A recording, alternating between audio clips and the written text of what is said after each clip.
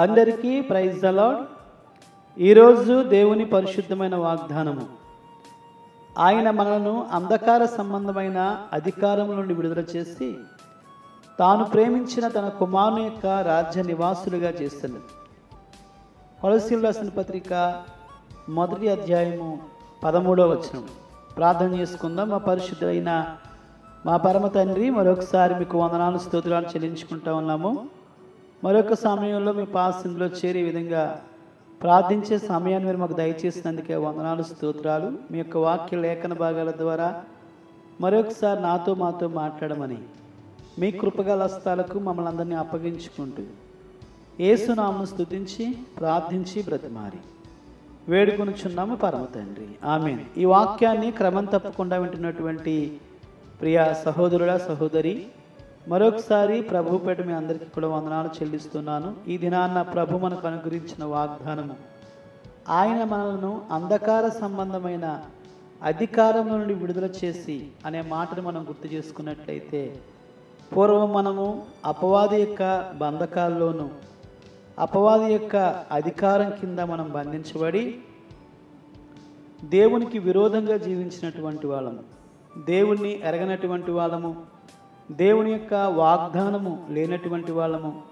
పరజనులము, దేవునికి దూరస్తులుగా జీవించినటువంటి మనలను ప్రభువు మనల్ని ఆయన బిడలుగా, ఆయన సొత్తుగా చేసుకుని అపవాది యొక్క అధికారం నుంచి మనల్ని విడుదల చేసి యేసుక్రీస్తు ప్రభువారి యొక్క రాజ్య నివాసులుగా చేస్తారని వాక్యం మనకి జ్ఞాపకం చేస్తూ ఉంది. ఈ లోకంలో నీవు ఒక అనేక రకాల కష్టాలు, ఇబ్బందికరమైన పరిస్థితుల్లో నీవు జీవిస్తూ ఉన్నావేమో. అయితే ఒకటి వాస్తవం, యేసుక్రీస్తు ప్రభువారు నిన్ను రక్షించుకున్నారు. నీ కొరకు ఆయన ప్రాణం పెట్టారు, నీ కొరకు ఆయన రక్తాన్ని చిందించారు, ఆయన నీ కొరకు బలి అర్పణగా అర్పించుకున్నట్లుగా వాక్యము సెలవిస్తూ ఉంది.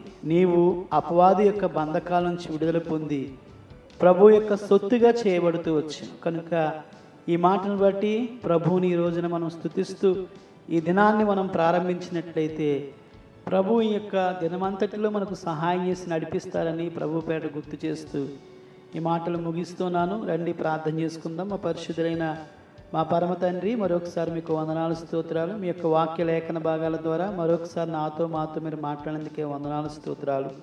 అంధకార సంబంధమైన అధికారం నుండి మీరు మమ్మల్ని విడుదల చేశారని మరొకసారి మీ యొక్క లేఖన భాగాల ద్వారా గుర్తు చేసినందుకే వందనాలు స్తోత్రాలు. ఈ వాక్యాన్ని ఎంతమంది అయితే వింటున్నారో అయ్యా, వారు మీ ద్వారా విడుదల పొందుకున్నారని, మీ రాజ్య నివాసులుగా వారు చేయబడుతూ వచ్చారని, పరలోక పౌరులుగా ఆ పౌరసత్వాన్ని వాళ్ళు పొందుకుంటూ వచ్చారని ప్రభువా, మరొకసారి మా అందరితో మీరు మాట్లాడేందుకే వందనాలు స్తోత్రాలు. ప్రభువా, ఇంకా ఎవరైతే అట్టి అధికారాన్ని పొందుకునేటువంటి వారిగా ఉన్నారో, ఇంకా అపవాది బంధకాల చేత బంధించబడుతూ వచ్చారు అయ్యా, వారందరికీ కూడా విడుదల మీరు దయచేసి మీ నామానికి మహిమ తెచ్చుకున్నామని ఈ వాక్యాన్ని వింటున్న ప్రతి కుటుంబాన్ని పేరు పేరుని దీవించి ఆశీర్వదించి మీ నామానికే మహిమ తెచ్చుకున్నాను తండ్రి. సమస్తమైనటువంటి ఆధిపత్యం మరొకసారి మీకు ఆరోపించుకుంటూ మీ కృపగల హస్తాలకు మమ్మల్ని అందరినీ అప్పగించుకుంటూ యేసు నామమును స్తుతించి ప్రార్థించి బ్రతిమాలి వేడుకొనుచున్నాము పరమ తండ్రి, ఆమేన్. మన పరమ తండ్రి దేవుని ప్రేమ, కుమారుడైన యేసుక్రీస్తు కృప, పరిశుద్ధాత్మని యొక్క అన్యోన్య సహవాసం కూడి ఉన్న మనకును సకల పరిశుద్ధులకును సదాకాలము తోడే నడిపించును గాక, ఆమేన్.